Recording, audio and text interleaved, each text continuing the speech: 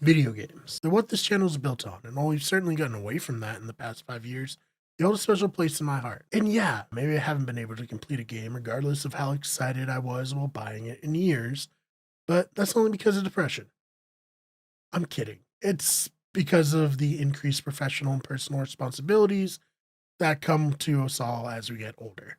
That, coupled with the added stress of living in a country where all of your hard work can be ripped away at the whim of some finance bro advising your company's CEO on how they can make a bit more profit this year if they eliminate like a quarter of the staff. Because you know what's better than record profits? Slightly more record profits. Who cares if the employees have their health insurance tied to their job? That's not the responsibility of the CEO. All that matters is that they make the line go up and in turn make the stakeholders happy, which, you know, all of that leads to depression. Anyways, video games. They've served as possibly the form of escapism for many people my age and younger. From Fortnite to Tetris, so long as you're moving pixels on a screen, you don't have to think about the meat grinder that life has become.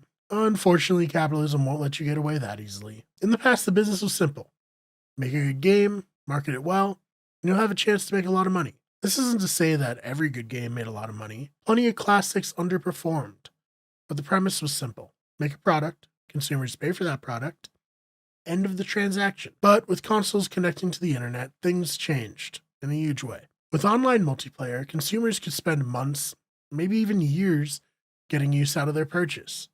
However, that wasn't where things ended. Companies thought, well, if players can get more out of our games, then we should be able to get more money out of our players. It all started with this stupid horse armor.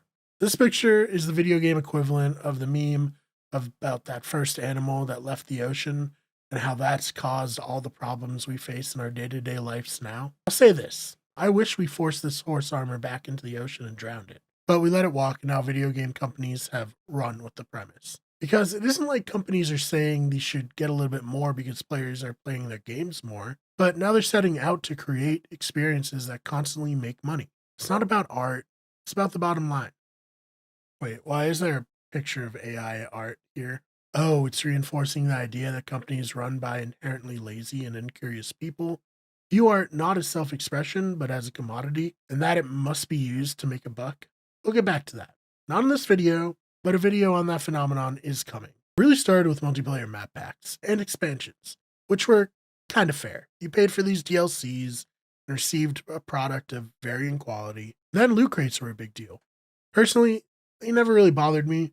I wasn't someone who got into them in a big way, but they fell because they were too much like gambling. Also, I had a friend tell me he had to stop playing Overwatch because he spent too much money on loot crates and trying to get all the Diva skins. Wonder which one he was trying to get. Then Fortnite started to become big. You know Fortnite, it's that game that started out as a defense shooter and then copied PUBG's Battle Royale format. Got sued, and we actually covered that in a video when this channel used to be about video game news. Anyways, Fortnite became the biggest game probably ever and popularized the Battle Pass, which allowed players to pay a monthly fee to earn skins, which is fine. I even bought the Invincible skin because I like the comic and I want to play Fortnite with my friends more often. The problem is none of these things happen in a vacuum. Companies went from monetizing free-to-play games in an interesting way, kind of insisting that every game needs to make money perpetually.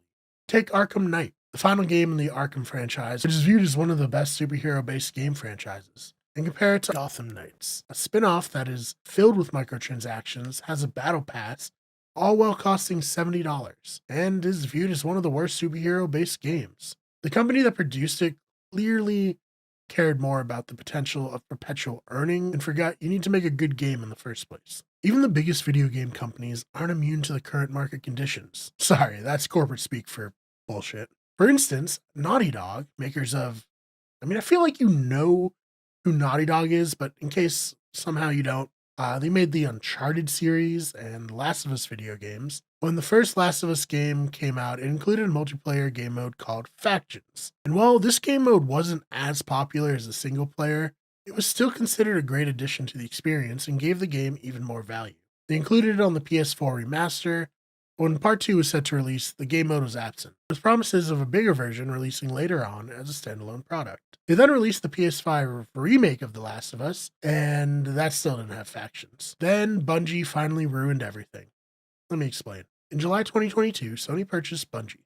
They're famous for, again, I feel like I don't have to say what Bungie's famous for, but they made Halo, and then they moved on to creating Destiny. Destiny was built as a game that you could play for 10 years when it was released in 2014. Then in 2017, Destiny 2 released. Destiny 2, however, had staying power, holding gamers' interest for years and, even more importantly, getting them to spend their money for years. Sony was looking to cash in on that and use Bungie to help usher in a new era for the company where a lot of their games would try to make money forever or be games as a service. So when Bungie took a look at the multiplayer game Naughty Dog was putting together, according to Bloomberg's Jason Schreier, quote, raised questions about The Last of Us multiplayer project's ability to keep players engaged for a long period of time, which led to a reassessment.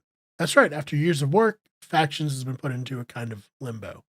But don't worry, Last of Us Part 2 is getting remastered, which means the last 5 games Naughty Dog has made are The Last of Us Remastered, Uncharted 4, The Last of Us Part 2, The Last of Us for PS5, and The Last of Us Part 2 for PS5.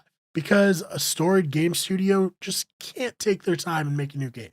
You have to keep that revenue pumping. But at least everyone at Bungie was rewarded for their hard work in advising Sony. Oh, they had major layoffs because Destiny 2 isn't making as much money after being out for 6 years. Well then, things are even worse for the Call of Duty franchise. Following the reboot of Modern Warfare and Modern Warfare 2 in 2022, it was rumored that the series would take a year off instead of releasing another annual entry. Honestly, when the news broke, I saw a lot of people kind of excited that the franchise would be taking a breather. The end of Modern Warfare 2 left off on an interesting setup, and it was better that they were going to take their time and really nail it. Oh, they already released Modern Warfare 3. How is it?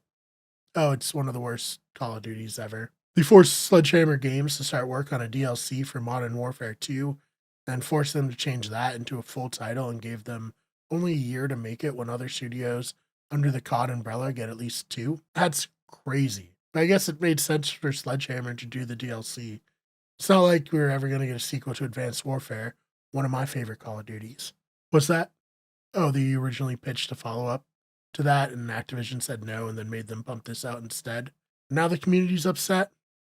Well, at least it sold well. Oh, it's currently being outsold by an indie horror game called Lethal Company, developed by a furry. Huh. I should check that game out. So, what did we learn here? That capitalism is slowly killing the video game industry? Maybe. Most importantly, what did video game publishers learn here? Probably nothing. Anyways, I look forward to a big company buying Game of the Year Baldur's Gate 3 studio, Lyrian Games, and forcing them to make Baldur's Gate 4 into like a portal for people to play their own D&D games. Well, of course, selling those players' assets. It's going to be awesome. Thank you so much for watching this. If you liked it, please subscribe. We have new videos actually coming out kind of regularly now on this channel once again, trying to do a little reboot here. We also have our podcasting channel, which is, of course, Better Radio, and our sports channel, which is Wicked Good Sports, and Slow News Week, where we do the news in a funny way.